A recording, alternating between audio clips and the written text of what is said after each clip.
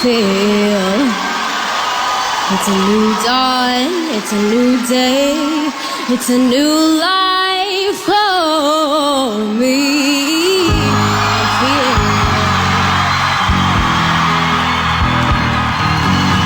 dragonfly out in the sun, you know what I mean, don't you know? Butterflies all having fun, you know what I mean. That's just a taste, a little taste. And we are so proud to be introducing you to, in person, Carly Rose Sonenclar, who joins us now on the Lisa Wexler Show. She was a finalist in the X Factor, and before that already had an illustrious career on Broadway, playing in Les Mis, and a bunch of other wonderful, notable, great roles. But Carly Rose really hit it into the big time, and everybody now knows her name. Carly, welcome to the Lisa Wexler Show today, and congratulations to you. Hi, thank you so much for having me. Well, it's a pleasure. So I want to go through the basics to introduce you to people who may not know you. First of all, how old are you? I'm 14. And where do you anyway? So that's why I asked the questions. No, you should, though, because, I mean, I feel like a hometown for anybody is kind of what shapes the person, and they've definitely helped to keep me grounded. So. Well, I wanted to ask you something. Can you walk us through a little bit of your X Factor experience, which is such a dream for so many people that are practicing in front of the mirror? How and where did you get to audition? Tell us a little bit about that. I actually, it's kind of funny. I went to a mall, and they had this thing called My Studio, where it's this, like a booth in the middle of a mall, and you had to have a song prepared, and you could sing the song. For the booth, and the whole thing was they would send it to the people at X Factor, and then you would get a call back to see if you could go and do the live auditions, like in front of the judges. So yeah, that's what I did, and I ended up, getting a call. It was a while later, so I hadn't really been thinking about it too much because I thought it was just too much of a long shot. You realize, Carly, that everybody wants to know now what mall that was. I honestly have no idea. You don't remember where you were? But they don't even do that anymore, the show. Oh. They for some reason, they canceled that way of auditioning. Now, you've been singing a long time. I mean, you really appear like such a pro. When I read a little bit about you, I know that you played Cosette in Les Mis. Yeah. So tell us, since you're from our area, who were your first local singing teachers? When you discovered that you had this passion and talent, how did your parents help guide you? So that for other young girls that are listening right now, where can they learn to be like you in our area? Where would they go? Well, I actually started out at Star Kids, which is like an acting, singing, and dancing class. Yeah, it was a great class. They kind of did a little bit of everything, and I just remember when I was younger, I really enjoyed it. So actually, that's how I got my start, because they took the class to a manager, and the manager, I read a Welch's grape juice commercial, and then from there, they signed me and they started to send me out on stuff. So that's how I started. So that would be the best place I can think of that really helped me to get my start. That Star Kids, huh? What town? I don't know them. Star Kids? I'm not 100%. Okay, well, we could find them. They're just in the local area, but okay, I'm sure somebody if you could went find on, them. Yeah. If you went on the internet, you could find them.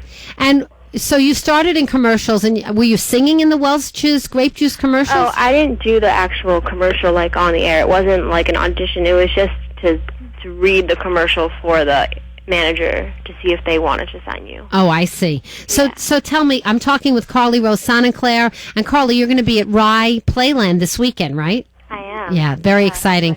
I know everyone can't wait to see you. But what is your dream? I mean, if you could express, I know you're only 14, do you see yourself doing Broadway? Do you see yourself doing concerts? What makes you happiest? I mean, I would love to be doing concerts when I'm older. Obviously, every singer's dream is to, sing at Madison Square Garden. That would be my dream. That's what I want to do, and keep recording music and stuff like that. But I still love acting, so, maybe to do some feature films, because I really do love acting. And who knows about Broadway? I might end up going back, but, for right now, I'm kind of focusing on my music and maybe, some movies if possible, and stuff like that. When you were doing your X Factor audition and moving forward, who chose your songs?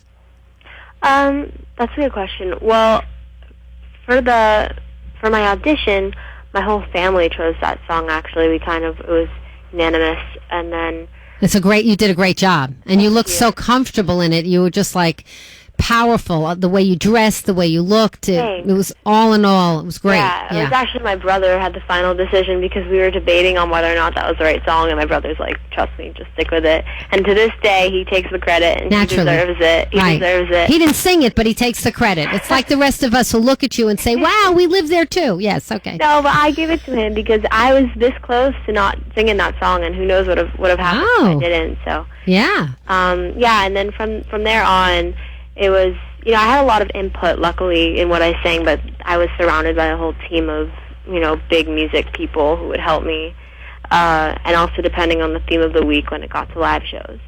So the huge performance at the end, the one where you were singing Leonard Cohen's Hallelujah, and you're in this beautiful white sort of Grecian dress, is that something that you had a hand in at all choosing, or is this something imposed upon you and they said sing this song?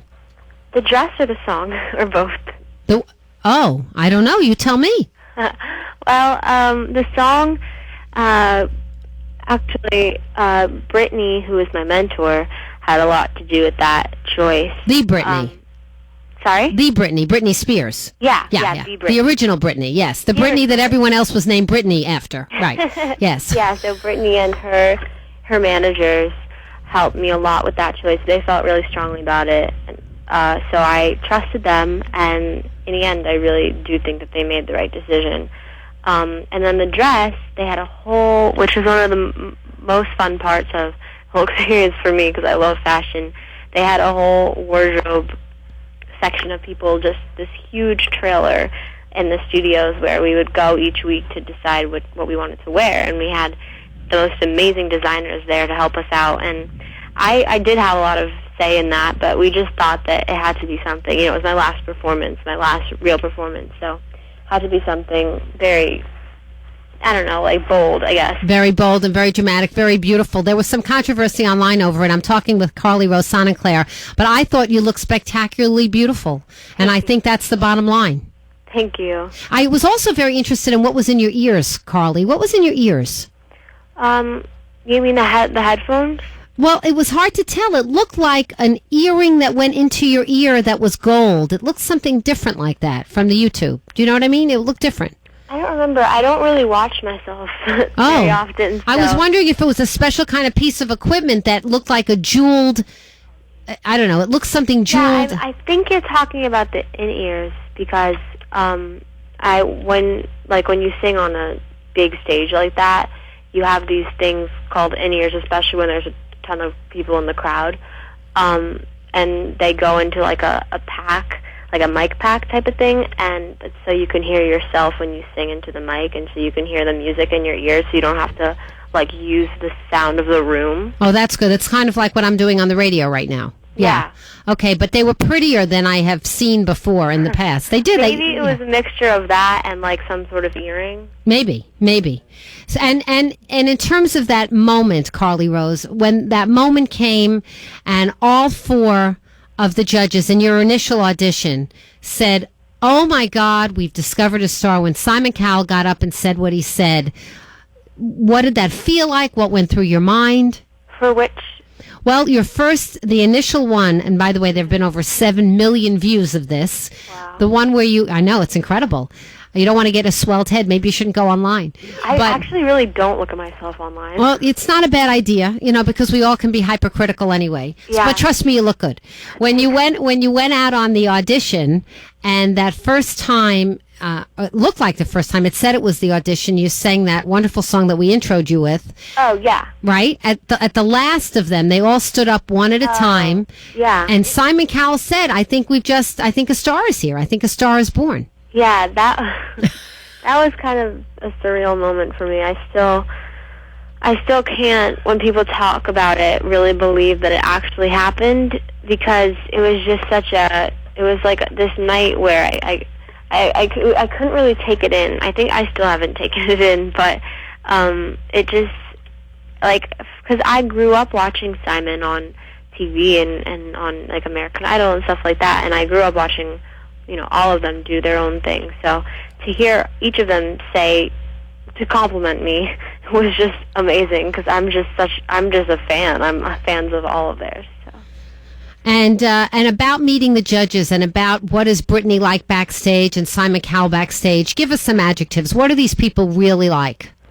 They're really nice, and I'm not like lying or sugarcoating anything. They're just all extremely nice, down-to-earth people, and you know, like each and every one of them, and they're very different. Brittany is actually extremely quiet. Like, she's very humble, and just she's not sitting there bragging about all of her achievements, and which I find extremely inspiring and something that I would definitely want to take after. And then Simon is just extremely nice and very funny, and just, you know, they're all great to be around. And what about the competition itself? I'm speaking with Carly Rose Sonenclar. Did you feel that there was a level of cutthroat competition behind the scenes, or were you really competing with your best self?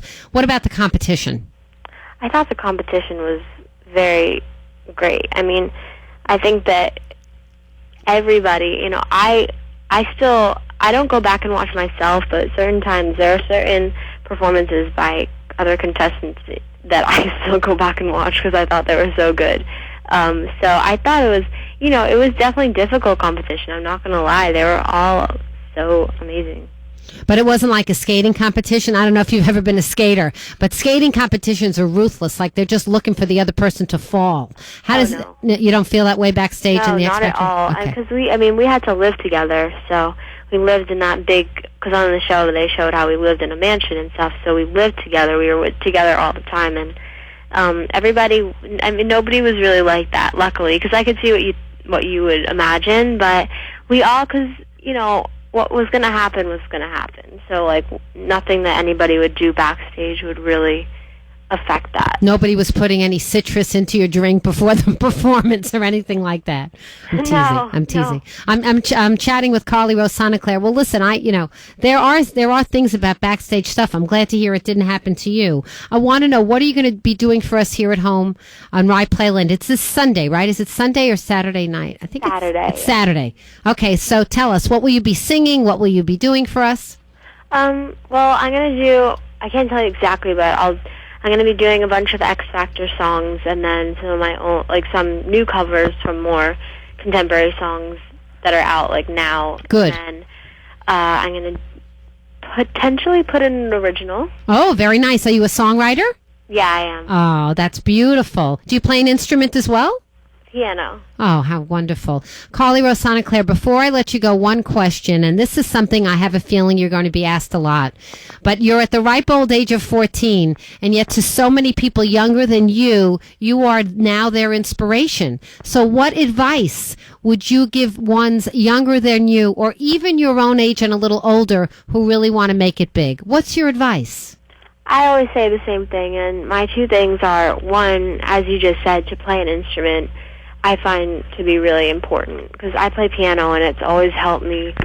You know, to read music I think is extremely important when you're a singer, and piano has really helped me with that. And then also I find it extremely important to just differentiate yourself in any way that you possibly can. Like, to not, if you're going into an audition, not going in to sing, you know, the song that's number one on the iTunes charts right now, just how it's done. If you're going to take a popular song, to change it and make it your own and just give them something that they haven't seen before. And I think that that's really important. And that's really good advice, because that's what the judges always say they're looking for. They're looking for an original take on something. Yeah, and I don't blame them, because they're sitting there watching a million people, and they want to see something they don't see every time. So they don't want the next Whitney Houston. They want the first Carly Rose Sonenclar. I guess. That's exactly right. Well, I want to also congratulate your parents because not only did they give birth to an obviously very talented singer, but it looks like they have also raised a girl that has her feet on the ground and her head exactly where it should be. So I want to congratulate your parents because that's not an accident as well. Yeah, they are amazing. Thank you. And congratulations to you, your brother, and your whole family. And we look forward to seeing more of you in person at Rye Playland, on the screen, on the silver screen, on the little screen, even on Broadway. We know that you have a great career ahead, and we are rooting for you. Thank you so much. I appreciate it. It's a pleasure. Carly Rose Sonenclar.